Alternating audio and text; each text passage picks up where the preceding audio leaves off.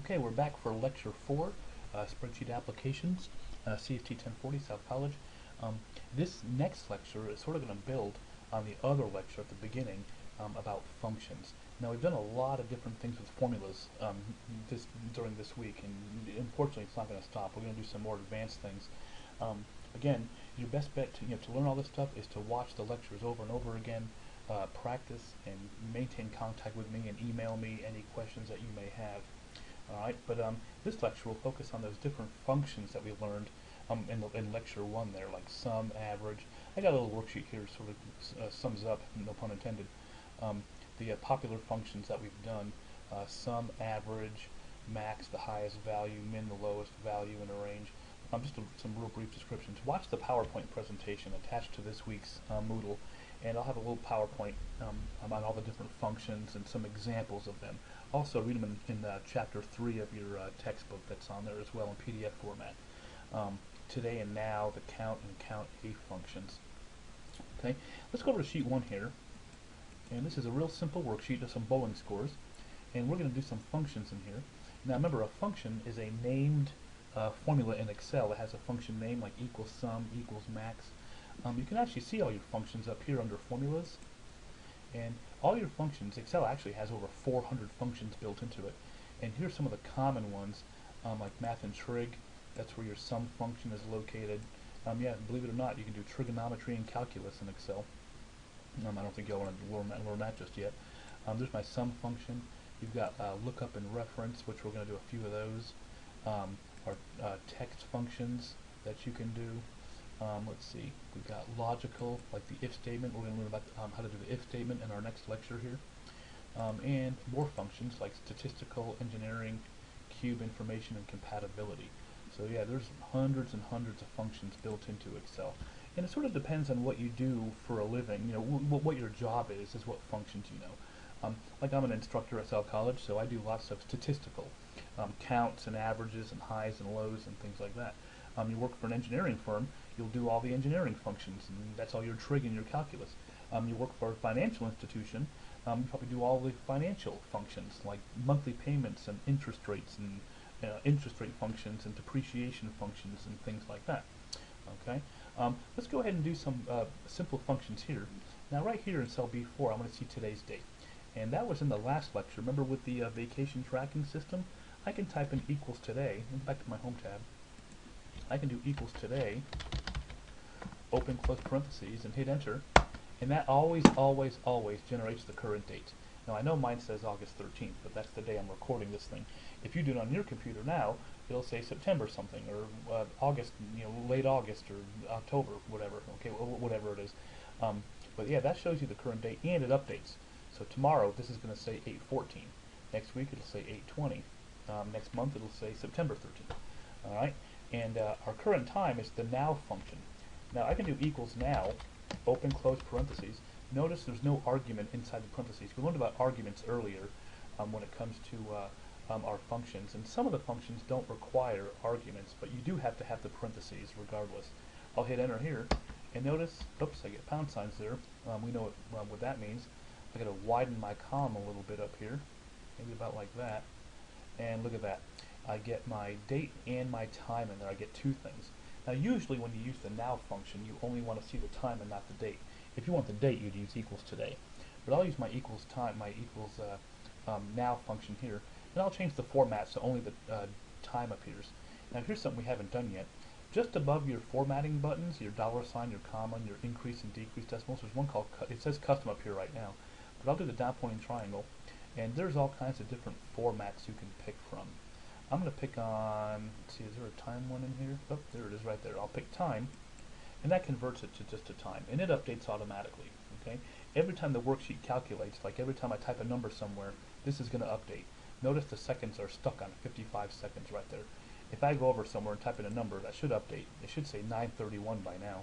I'll just type in a number, 500, hit enter, and that updates. See, whenever you enter a number into a cell, the entire worksheet calculates. So that's why that's updating. Okay, that's why that's updating. Alright, so there's my date and my time with my today function and my now function. You're going to see those again on the quiz.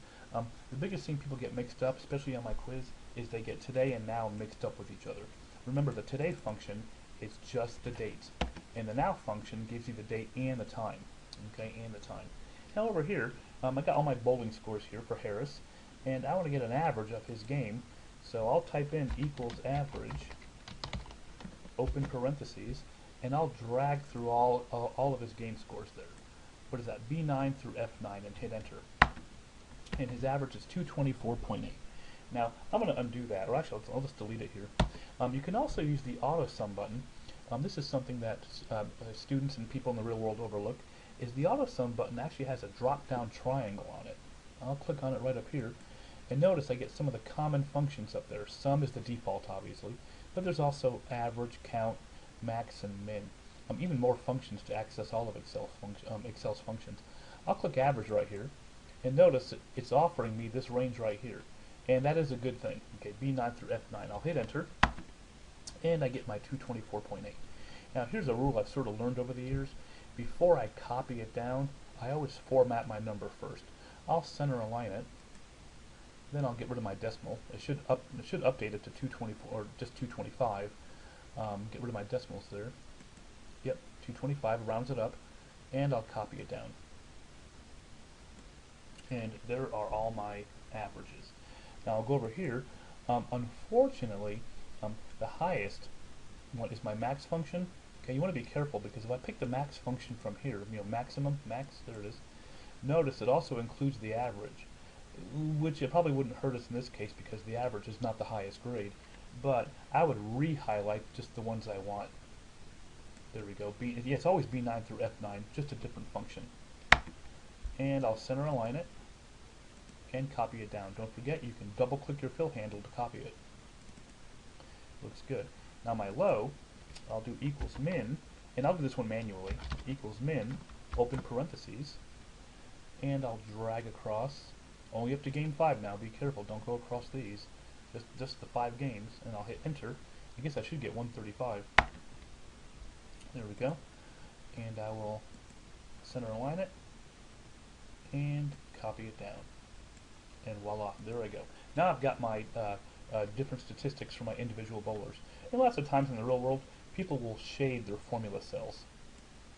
Like I'll highlight all my formulas there, and I'll put like a nice, let's see, like a greenish shading behind that. That way people know that there's formulas in there and don't delete them. Real common thing in the real world is people come in and sit down and start deleting your formulas because they're not really sure what they're doing. I'm going to go over here now, and I want to get my averages just for game 1. So I can click my little arrow here and pick average, and there it is. Notice it also includes an empty cell because there's an empty row above it. In this case it's not going to hurt, but if you really don't like it, you can just re-highlight your proper range just like that and hit enter, and I get 199. That's a messy looking number there. Let me center align it here, and I'll get rid of all those decimal places. I should end up with a 200 in my cell because it always rounds it. Excel always rounds your numbers. There we go, 200. I'm not going to copy it just yet. I'm going to show you a cool trick. We don't have to copy it every single time. Watch this. We'll do our other 2 formulas, then we'll copy everything at once. My high is equals max. I'll type this one in manually. Open parentheses. Drag through all your cells here. 285 is the highest score for game 1. Always verify it. Is 285 the highest score? Yes, it is. Always verify. Remember that in our steps in building a worksheet. Format and verify. Verify the worksheet. Make sure that it's correct. Then I'll go over here and I'll do equals min, which is my lowest score for game 1.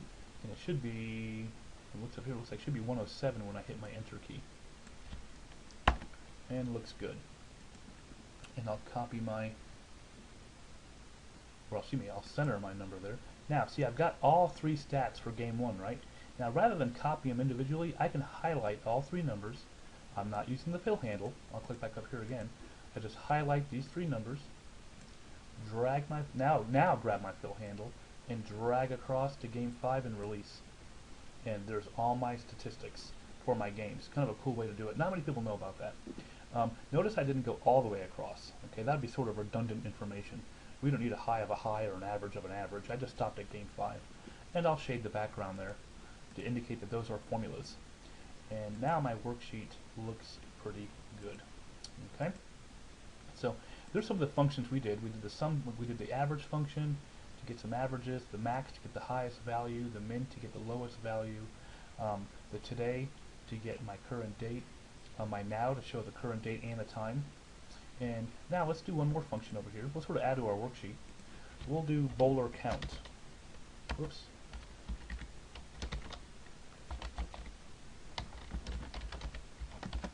It's highlighting getting purple there for some reason. Let me change my font color here to, let's see, automatic, which is blank. Whoops. There we go. Bowler count. Now, in the other, I think we used what the count function to count different things. We can also use count A. Count A counts both words and numbers. Now, since my bowlers are all last names, that's text, isn't it? Those are words. So over here, I'm going to use equals count A. Equals, formatting back over to blank again. Here we go. Equals count A, open parentheses, and drag down through there. There we go. And I can hit enter, and I get 9. Maybe center align my number, and I've got 9 bowlers. Okay. Now let's say I want to add a bowler into my table there. I'll add myself in there, Berquist. I'll go to cell A13. Let's say I want to put myself in between Simpson and Miller. I'll click on Miller there. Whenever you want to insert a row between two things, put your cursor on the lower of the two. So if I want to put a row between Simpson and Miller, I'll click on Miller. Then I'll go to, let's see, my insert button up here, a drop down arrow, and pick insert sheet rows. I'll type in Berquist, right arrow. Let's see, game 1 I bowled 225. Notice my countdown here updated to 10, 250, 165, 155, and 200. And notice now, Excel automatically copied the formulas down there for me, so now I have all my stats. And my stats updated over here, and now we have a bowler count 10. Let's say you want to delete somebody. McMillan has quit the bowling team, so I can go over here to McMillan, just click anywhere in his row, and there's a delete button up here on the ribbon. Always click the down pointing triangle. That way you get choices. I'll pick delete sheet rows, and now he's gone. Everything updates, and now it says 9. Kind of a cool trick, if you want to delete somebody, you can just right click the row number. Like if I want to delete Sanchez, I'll place my mouse right on the number 10 here, and go down to delete, and it's gone. Okay, sort of a cool way to do it. Alrighty, so there is another review on our different functions. Okay, we'll stop this lecture here, and then we'll our next lecture we'll start doing some other functions using the count blank and some more counting type functions. So I'll see you then.